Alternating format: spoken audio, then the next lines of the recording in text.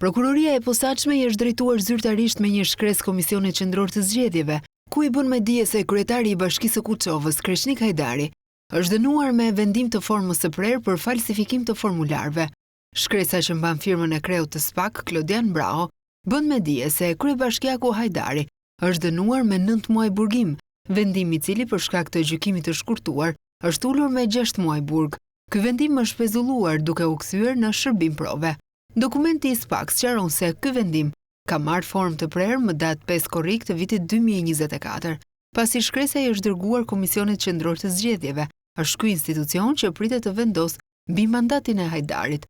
Pas një betejë të gjatë ligjore, ish-deputeti Lefter Maliqi thotë se KQZ-ja është vënë në lëvizje pas 3 vitesh, ndërsa shton se Hajdari është dënuar me vendim të formës së prerë në Greqi dhe nuk duhej lejuar të kontaktonte. Ne nuk kemi kërkuar shkarkim personal të Hajdarit.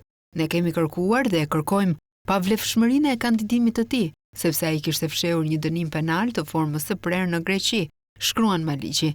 Ndërsa kërkon që çështja të mos zvarritet, Maliqi shprehet se kushdo që ka shkelur ligjin, kushdo që ka abuzuar me detyrën dhe ka deformuar vullnetin e qytetarëve, do të mbajnë përgjegjësi para ligjit.